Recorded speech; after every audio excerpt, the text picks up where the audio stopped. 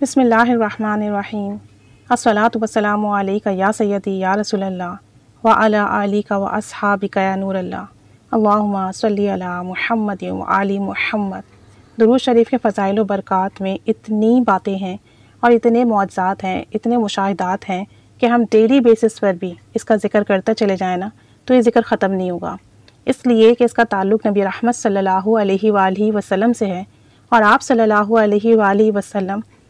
کا حسن و جمال، آپ صلی اللہ علیہ وآلہ وسلم کے اخلاقیات، آپ صلی اللہ علیہ وآلہ وسلم کی سیرت ایسی ہے کہ آپ اس پہ تا عمر لکھتے رہیں، تا عمر بولتے رہیں تو پھر بھی آپ ان کے اوصاف کی ایک چیز کے بارے میں بھی مکمل بیان نہیں کر سکتے، آپ ان کے ایک اوصاف کو بھی مکمل طریقے سے بیان نہیں کر سکتے۔ تو آپ اس ذات عالی وقار پر درود و سلام پڑھتے ہیں، تو جب اتنی پیاری وہ ذات ہے، اتنی مقدس وہ ذات ہے، اتنی اعلیٰ و عرفہ وہ ذات ہے جن پر آپ درود و سلام پڑھ رہے ہیں، تو پھر سوچئے کہ یہ برکات، یہ فضیلت،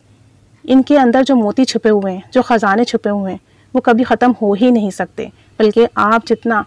درود پاک کی گہرائی میں اتریں گے آپ کو اتنے زیادہ ان کی برکات کے موتی، اتنے خزانے ملیں گے، اتنی زیادہ آپ لوگ کو اس کی فضیلتیں ملیں گی کہ آپ بس شمار کرتے جائیں گے لیکن پھر بھی شمار نہ کر پائیں گے۔ کتابوں میں آتا ہے کہ ایک فرشتہ ہے جو روزہ اطہر پر کھڑا ہے، اور اللہ تعالیٰ نے اس کو ایک وقت میں تمام عالم کی آوازیں سننے کی طاقت دی ہے، یعنی پوری دنیا میں جہاں بھی درود پاک پڑھا جاتا ہے وہ فرشتہ اللہ کے حکم سے نبی رحمت صلی اللہ علیہ وآلہ وسلم کی بارگاہ میں اس پڑھنے والے کا نام اور اس کے والد کا نام لے کر بیان کرتا ہے کہ فلاں بن فلاں نے آپ کی بارگاہ میں درود بھیجا ہے اور یہ اس کی ڈیوٹی ہے۔ تو آپ یہ دیکھیں کہ اللہ تعالیٰ نے اس فرشتے کو ایسی سماعت دی ہے کہ پوری کائنات میں کہیں بھی درود و سلام پڑھا جائے وہ فوراً سنتا ہے اور فوراً بارگاہ رسالت میں اس شخص کے ساتھ، اس کے والد کے نام کے ساتھ پیش کرتا ہے۔ تو پھر آپ سوچیں کہ نبی رحمت صلی اللہ علیہ وآلہ وسلم کی سماعت کا کیا عالم ہوگا،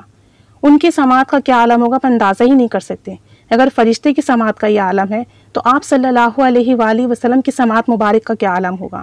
تو اتنی زیادہ آپ صلی اللہ علیہ وآلہ وسلم کی برکات ہیں، آپ صلی اللہ علیہ وآلہ وسلم سراپا معجزہ ہیں کہ ہم جتنا بھی بیان کریں ہم بیان نہیں کر سکتے۔ حضرت شیخ الحدیث نے فضائل درود شریف میں لکھا ہے کہ ایک شخص حج پر گیا، جب واپس آ رہا تھا تو اس کے ساتھ اس کے بزرگ تھے، وہ فوت ہو گئے، دیکھا تو ان کا پیٹ پھول گیا، چہرہ سیاہ ہو گیا، تو وہ رونے بیٹھ گئے اور ان کو کپڑے سے ڈھانک دیا۔ سوچنے لگے کہ اس بیاں باں میں کس سے بتاؤں اپنی فریاد کہ میرے ساتھ کیا سانیہ ہو گیا ہے۔ روتے روتے آنکھ لگ گئی، تھوڑی دیر میں خواب میں دیکھا کہ ایک مبارک ہستی ہیں، ایک بزرگ ہستی ہیں، ایک پر نور ہستی ہیں، وہ آتے ہیں اور ان پر اپنا ہاتھ پھیرتے ہیں، یعنی جو شخص فوت ہو گیا ہے، جس کا پیٹ پھول گیا ہے، چہرہ سیاہ ہو گیا ہے، وہ مبارک شخص آتے ہیں، وہ بزرگ شخص آتے ہیں، وہ حسین و جمیل آتے ہیں اور اس فوت شدہ بندے کے اوپر اپنا ہاتھ پھیرتے ہیں۔ جیسے ہی وہ اپنا مبارک اور پر نور ہاتھ اس شخص پر پھیرتے ہیں اس کا چہرہ نورانی ہو جاتا ہے۔ تو وہ شخص پوچھتا ہے کہ آپ کون ہیں؟ تو نبی رحمت صلی اللہ علیہ وآلہ وسلم نے فرمایا کہ میں ہی تمہارا نبی حضرت محمد صلی اللہ علیہ وآلہ وسلم ہوں۔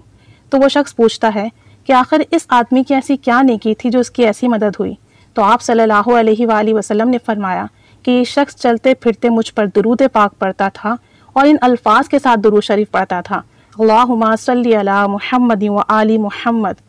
اللہم صلی علی محمد و آل محمد۔ ان کلمات کے ساتھ، ان الفاظ کے ساتھ یہ مجھ پر درود و سلام پڑھتا تھا۔ کم و بیش انہی الفاظ کے ساتھ یہ واقعہ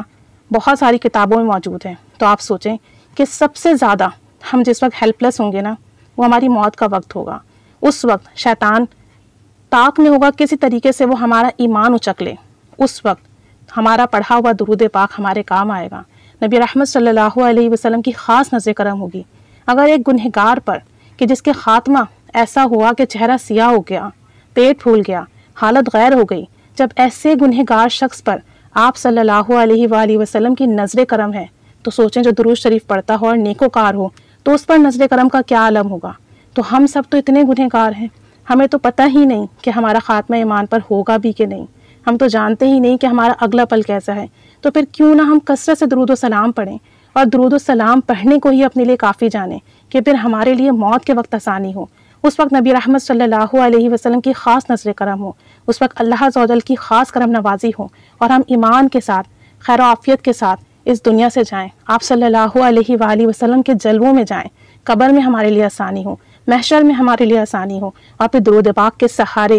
ہم اللہ عز و جل کے حکم کے ساتھ جنت میں آپ صلی اللہ علیہ وآلہ وسلم کا قرب پائیں۔ تو پھر کیوں نہ آج درود و سلام پڑھیں اور خوب درود و سلام پڑھیں۔ کہنے کو تو مختصر ترین درود شریف ہے، اللہم صلی علی محمد وآل محمد، لیکن فضائل دیکھیں کہ ایک گنہگار بھی چلتے پھرتے اٹھتے بیٹھتے پڑھ رہا ہے، توجہ بھی نہیں ہے، دھیان بھی نہیں ہے، بس پڑھ رہا ہے، زبان کا درود شریف ہے، دل میں اترا بھی نہیں ہے،